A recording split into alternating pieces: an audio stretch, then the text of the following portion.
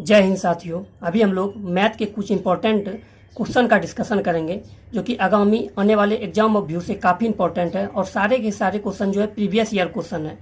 पहला क्वेश्चन है यहाँ पे, एक समकोण समद्विबाहु त्रिभुज का कर्ण 5 सेंटीमीटर है तो त्रिभुज का क्षेत्रफल क्या होगा। तो देखिए, समकोण समद्विबाहु त्रिभुज का क्षेत्रफल बराबर होता है कर्ण स्क्वायर बटा 4, कर्ण स्क्वायर बटा 4। तो कर्ण कितना है, 5 सेंटीमीटर है। इसको हम लिख सकते हैं 5 का स्क्वायर बटा 4 लिखेंगे। ये कितना हो जाएगा, 25, 5 25, 5 का स्क्वायर और बटे 4 हो जाएगा। जब इसको भाग दीजिएगा तो ये आपका हो जाएगा 6.25 सेंटीमीटर स्क्वायर। यही इसका राइट आंसर हो जाएगा, 6.25 सेंटीमीटर स्क्वायर। अगला क्वेश्चन है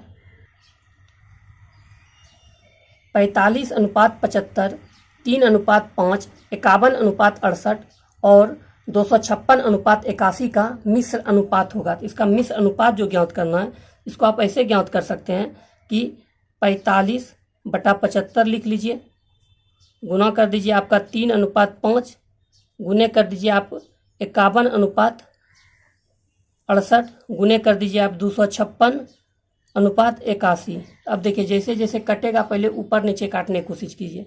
ये आपका 15 से 15 तिया 45 और 15 पचे 75, ये कट जाएगा।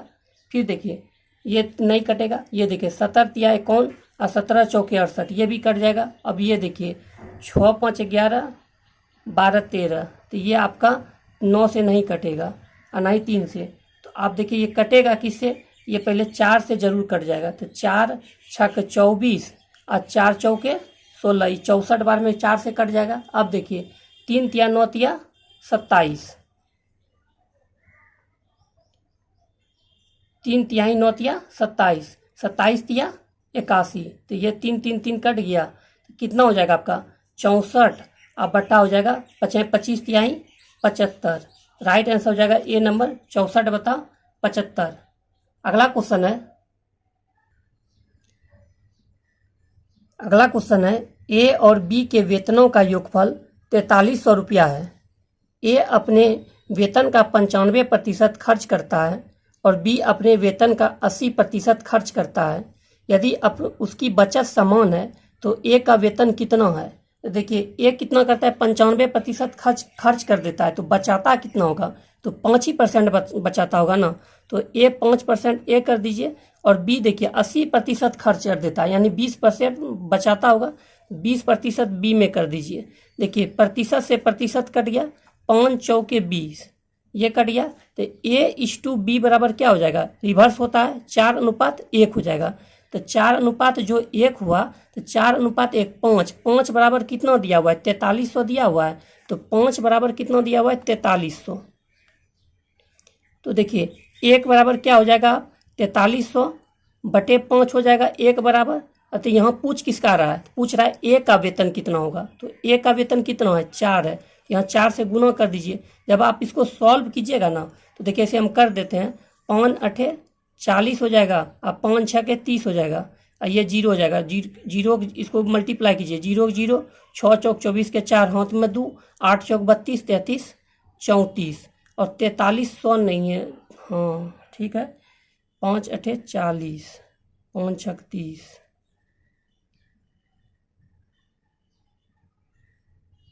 देखिए यहाँ पे मिस्टेक हो गया हमसे, थोड़ा सा 43,000 कर लीजिए। अगर 4300 भी करते हैं तो 3440 आएगा, लेकिन राइट आंसर जो था वो क्वेश्चन में ये 34,040 हो जाएगा, 400 हो जाएगा। यहाँ पे 40,000 कर लीजिए आप, 43,000 कर लीजिए, तो ये हो जाएगा 34,400, राइट आंसर सी नंबर। अगला क्वेश्चन है 1,000 से 100 से लेकर 200 के बीच 13 से कटने वाले संख्या का औसत क्या है। तो यहाँ से 100 से लेकर 200 के बीच 13 से कटने वाले संख्या का औसत पूछा गया है। तो देखिए 100 से लेकर 200 के बीच में कौन कौन संख्या 13 से कटेगा। देखिए 104 कट जाएगा, 117 कटेगा, 130 कटेगा, इसी तरह डैश डैश डैश चलिएगा तो 195 कटेगा 100 से 200 के बीच में। अब देखिए संख्या का औसत क्या होता है, पहली संख्या प्लस दूसरी संख्या बटा 2 हो जाता है। तो औसत बराबर हो जाएगा पहली संख्या प्लस दूसरी संख्या बटा 2। तो पहली संख्या कितना है 104 है, दूसरी संख्या कितना है 155। पहली संख्या प्लस दूसरी संख्या नहीं, पहली संख्या प्लस अंतिम संख्या, पहली संख्या प्लस अंतिम संख्या बटा 2। तो अंतिम संख्या कितना है 195 है। अब बटा 2 कर दीजिए, इस दोनों को जोड़िए, कितना हो जाएगा 5 4 9 होगा, उसके बाद 9 हो जाएगा, और उसके बाद क्या हो जाएगा 1 1 2 299 बटा 2।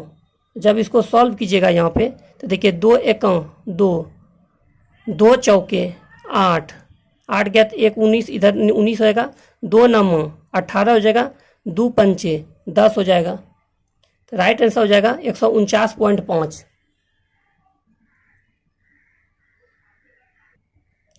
नेक्स्ट क्वेश्चन है, दो संख्याओं के एलसीएम और एचसीएफ का योग 396 है एवं इसका अंतर 348 है।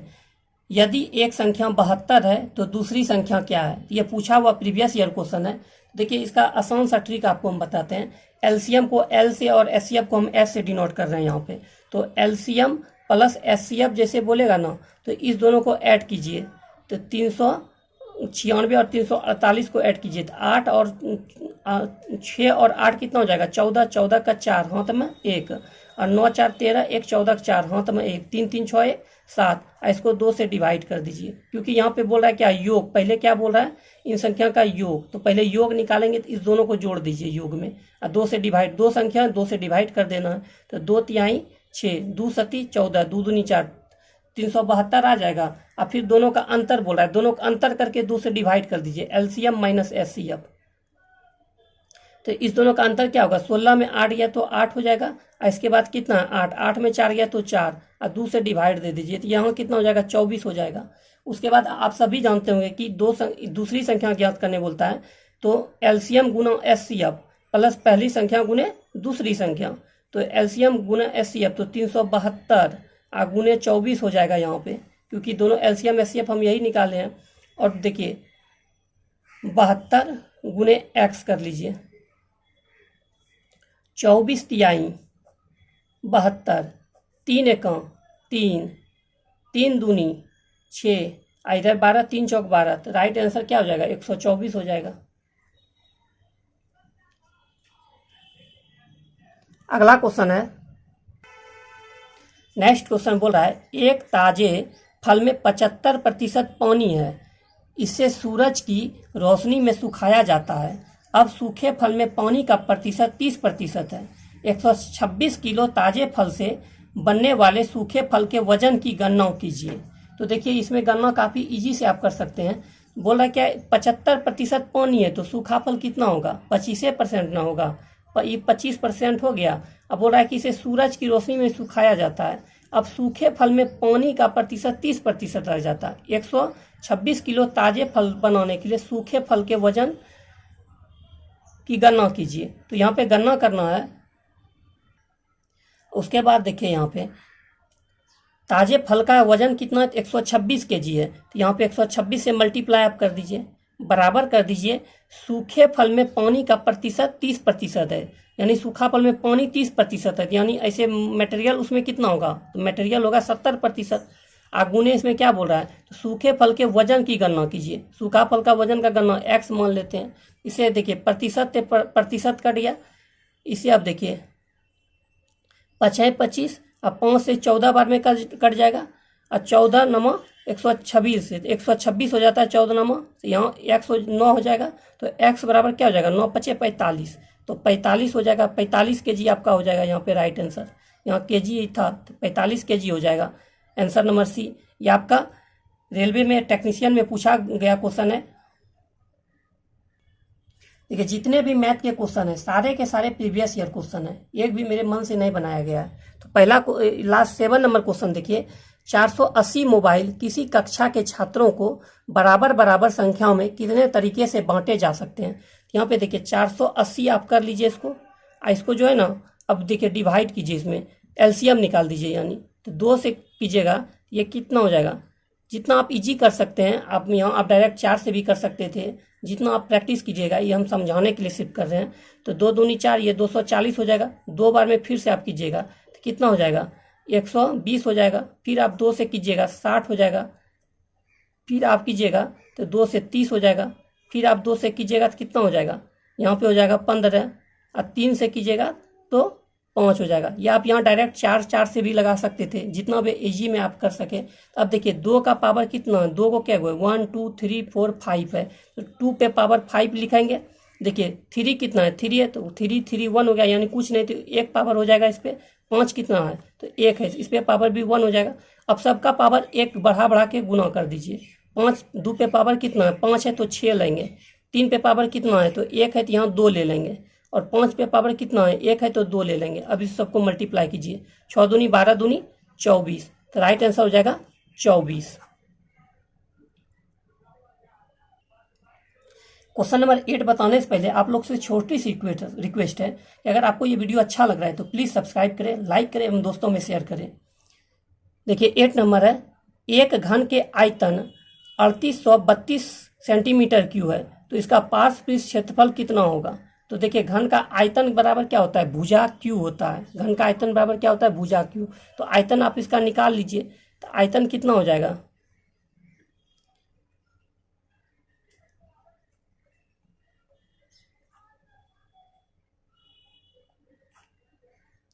आयतन देखिए 5832 का आप निकालिए ना, इसे एलसीएम में थ्रू से निकाल लीजिए अगर प्रॉब्लम है तो।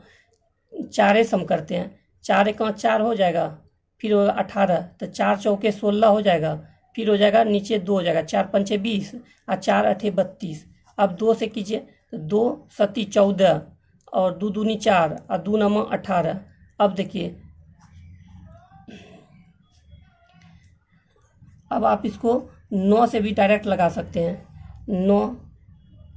9 अठी 72 इतना, और 9 नम 81। तो जब इसका निकालिएगा घन तो 3 3 2 का 3 बार हो जाएगा, क्योंकि 4 यहाँ आइए 3 बार 9, तो क्या हो जाएगा, ये 18 इसका आपका निकल जाएगा। घन इसका आयतन भुजा निकल जाएगा, क्यों निकल जाएगा ये 18 जो हमारा निकला, ये क्या निकला, 18 भुजा निकला। ठीक है, तो इसका पार्श्व क्षेत्रफल, पार्श्व घन का पार्श्व क्षेत्रफल बराबर क्या होता है, घन का देखिए पूर्ण पृष्ठ क्षेत्रफल पूछेगा ना, घन का पूर्ण पृष्ठ क्षेत्रफल पूरे, तो ये 6 गुने भुजा स्क्वायर होता है। और घन का पार्श्व पृष्ठ क्षेत्रफल बोले तो ये 4 गुने भुजा स्क्वायर होता है।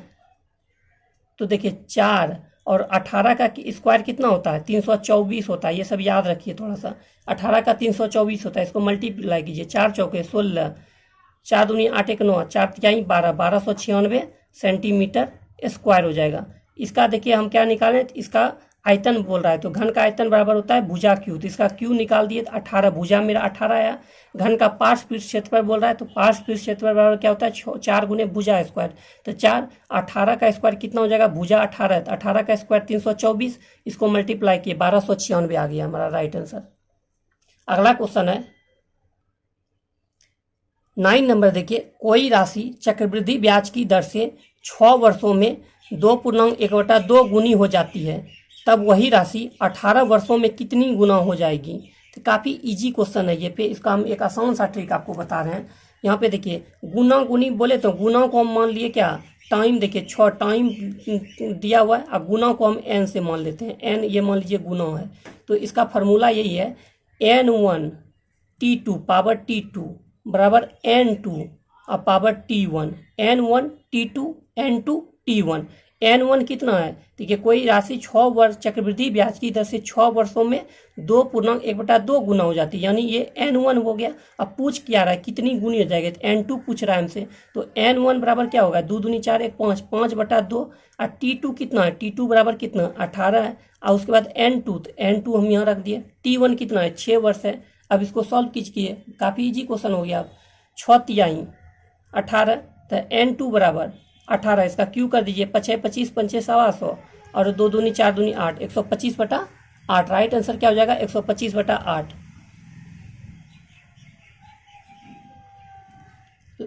अगला क्वेश्चन है, नेक्स्ट क्वेश्चन है, एक समचतुर्भुज की एक भुजा 37 सेंटीमीटर है और इसका क्षेत्रफल 840 सेंटीमीटर स्क्वायर है। इसके विकर्णों की लंबाई का योग ज्ञात करें। ये आसानी से आप बना सकते हैं। तो देखिए, विकर्णों के लंबाई का योग बराबर होता है, एक छोटा सा फार्मूला आपको लिखा देते हैं इसमें।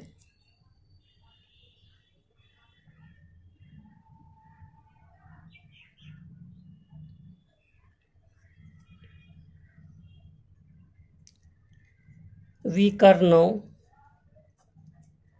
के लंबाई का योग बराबर √4 इंटू भुजा स्क्वायर प्लस क्षेत्रफल। तो देखिए, 4 इतना, भुजा कितना है 37 है, तो 37 का स्क्वायर अब प्लस क्षेत्रफल कितना 840 है, तो 840 हो जाएगा। जब आप इसको सॉल्व कीजिएगा ना, तो देखिए 2 का 2 निकल जाएगा बाहर, और इसको 37 का स्क्वायर प्लस 840 जब जो करके आप वर्ग निकालिएगा तो वो आपका निकल जाएगा 47 निकल जाएगा। और 47 यहाँ पे 2, 47 दूनी 94 सेंटीमीटर हो जाएगा इसका राइट आंसर। कुछ नहीं है, एक समचतुर्भुज का जब इतना भुजा दिया हुआ और क्षेत्रफल दिया हुआ है तो इसके विकर्णों की लंबाई का योग ज्ञात करने बोल रहा है। तो विकर्णों की लंबाई का योग बराबर होता है √4 इंटू भुजा स्क्वायर प्लस क्षेत्रफल। तो भुजा कितना है 4 रख दिए, भुजा कितना है 37 का स्क्वायर कर दिए और क्षेत्रफल जोड़ दिए इसी में। देखिए ये 2 निकल जाएगा और इसका स्क्वायर करके 840 को ऐड कर दीजिएगा और जो आएगा उसका वर्ग निकालिएगा 47 आ जाएगा, और 47 और 2 से गुना कर दीजिए 94 सेंटीमीटर स्क्वायर हो जाएगा। आज इतना ही, मिलते हैं नेक्स्ट वीडियो में। वीडियो अच्छा लगे लाइक सब्सक्राइब करें एवं दोस्तों में शेयर करें।